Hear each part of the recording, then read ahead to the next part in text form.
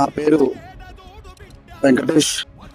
మేము గత corona time నుంచి 2021 సంవత్సరం నుంచి మేము ఈ ఫీల్డ్లో ఉన్నాము.